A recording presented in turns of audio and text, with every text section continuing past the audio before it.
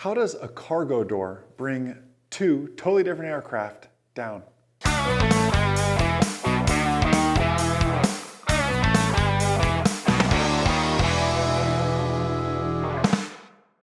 M0A Nation, Jason Schappert here, M0A.com. You're listening to the Commercial Pilot Podcast. We're talking about that exact little topic there.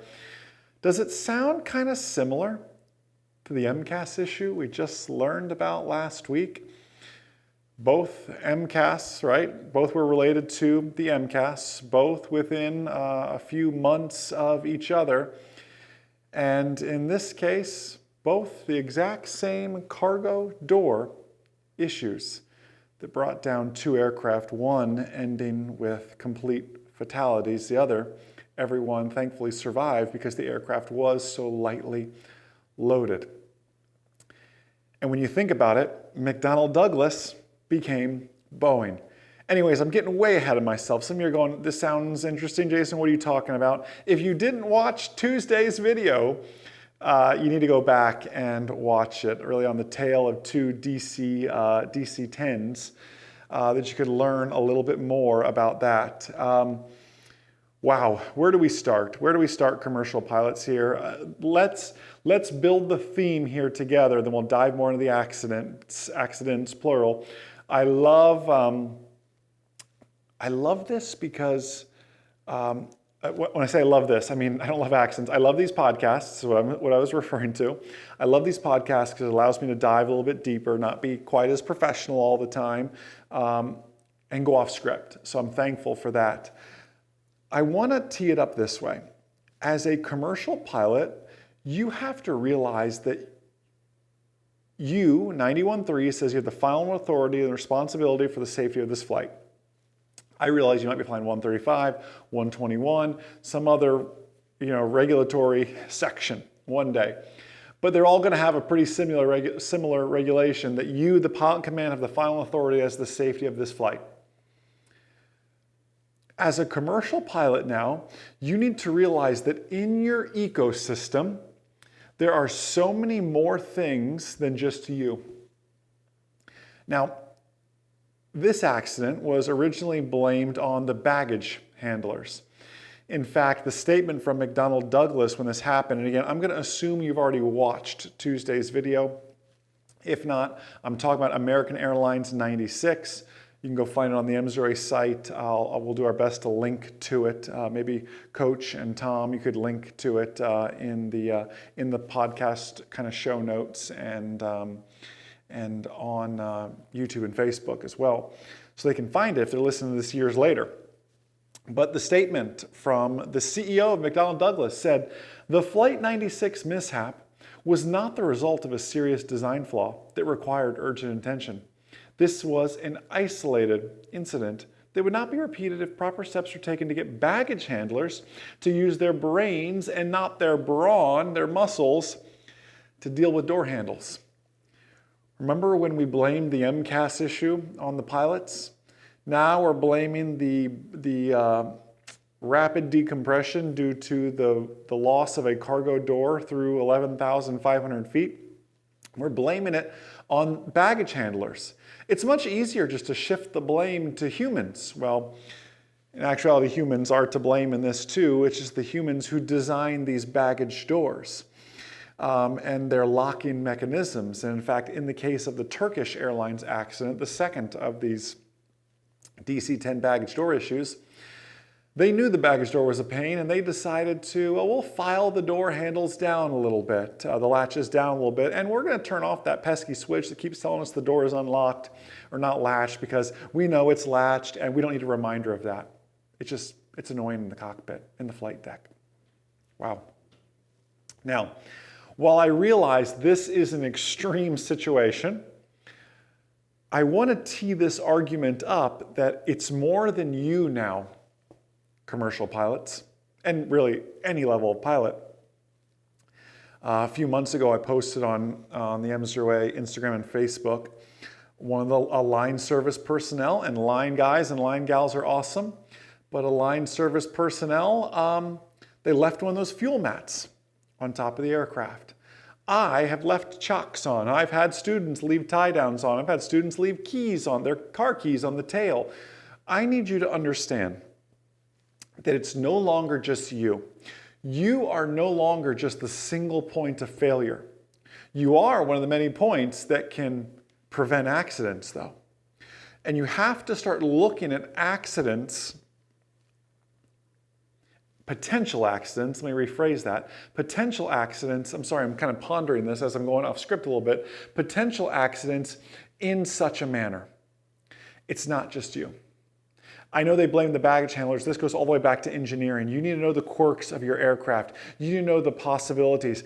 Do you remember from Tuesday's video, Captain McCormick, the reason that Captain McCormick and others were able to survive that crash, and it was very much a crash, is because Captain McCormick went above and beyond and realized that the DC-10 had a fatal problem with it, a fatal issue, that there was no redundancy to the hydraulic system, just like there was no redundancy to the angle of attack sensor in the 737 MAX.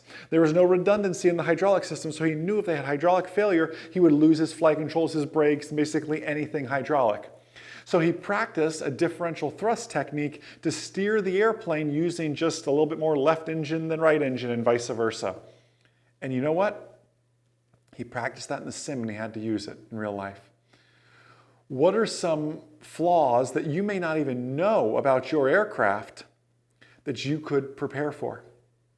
What are some of these issues that would cause you to learn more about your airplane? Everything back to the design history and specs of it. Can I share a bold one with you? And not a lot of people know and understand this. I think Cirrus produces a phenomenal aircraft. But do you know why Cirrus has a parachute? Cirrus does a fantastic job marketing the fact they have a parachute, and many other aircraft manufacturers have followed suit. But did you know that the reason Cirrus has a parachute is because when it came to the flight tests, they couldn't pass the spin recovery procedure. In fact, when they entered into a spin, the spin was basically ended up being a flat spin and was deemed unrecoverable. They couldn't recover from a spin. So they came up with a genius idea that they turned to good and turned to a marketing plus. They said, listen, if we can't recover from a spin and we have to demonstrate proper spin recovery to be a certificated aircraft, what if our spin recovery procedure is pull the chute? And we're going to put a ballistic parachute on the aircraft. And they did that. And they showed that in a spin, and the video is still online to this day, where Cirrus enters a spin and they pull the chute. And you can see that. And that is how they earned their aircraft certification. And they went on to use it for great marketing. Hey, you get in a jam, pull the chute. And again, the parachute has saved countless lives with that as well. Again, that's taking what was a negative and working to turn it for good. But did you know that? Do you know the history of your aircraft? Why certain things work a certain way? Why did they build the aircraft this way? You are studying or working towards becoming a commercial pilot. It's not just about you anymore. You've got to know who else is involved, the line personnel, the catering crew, every aspect of it. Do you remember the crash? I can't remember the turbine aircraft, but maybe it was a piston aircraft, I can't remember, but it was a fuel mishap issue. They either put 100 low lead in a jet or put jet fuel in 100 low lead, I cannot remember. There were two crashes back to back from the same FBO, from the same airport, both related to fuel. It was a fueling issue. You know, I'm very strange. I watch my aircraft get fueled, and I make sure it's the 100 low lead truck that pulls up next to my aircraft. And I fly aircraft that are strictly only piston, but you know, that's one thing I always had a challenge with. I know Textron and Piper for that matter, Cessna and Piper were, and they may still be pushing very, very hard for a diesel aircraft. You know, there's the diesel Archer, there was the diesel 172. I know a flight school here in Florida that actually still has one. Love the aircraft. But they've got placards all over it, Jet A only, Jet A only. And it's weird for a line guy or a line gal to pull up to a 172 with the Jet A truck. And one thing they said is they just had a rule at the flight school, still have a rule at the flight school, that you stand there while the aircraft's being fueled. And you got to watch it. And it's tough to fuel, because if you look at the jet fuel, the nozzle is literally different. It doesn't always fit and work as well with the little 172. So there's a lot of issues with that. But you've got to know your aircraft forwards and backwards. You're responsible for it. You're responsible for the crew that interacts with it. You're responsible for that annual inspection. I was actually just talking to Tom, who edits the audio version of this as a podcast. Tom is going to do the maintenance flight of 23 Mike Zulu as it comes out of annual. And we've spoken about that. Say, Tom, this is how we're going to do the maintenance flight. Let everybody know. We're going to go through it, talk to the mechanic, and Tom is fantastic. He was sharing with me, he says, hey, when the mechanic's done, I want them to kind of send me a picture of the logs to show me everything they did so I can read through it. I want to know what parts we had ordered and why. What are the new parts? What did we take out? What did we do? You know, they flip-flop the interior. They take all that out. Did they put the co-pilot seat where the pilot seat should be and vice versa? Like there's so many little things. That pre-flight that Tom's going to do is probably going to be half an hour. That run-up he's going to do is probably going to be twice as long as normal. The first flight's going to probably be a lap in the pattern to make sure life is good before he goes out to the practice area. You can't just grab an airplane out of annual and have it on the books to go start doing cross countries or flying with passengers or whatever that may be. There needs to be a maintenance flight. This is the level of responsibility that you have signed up for now, commercial pilots. That's why I'm sharing it with you now. So what are some things you're going to start to do as you work on this responsibility of yours?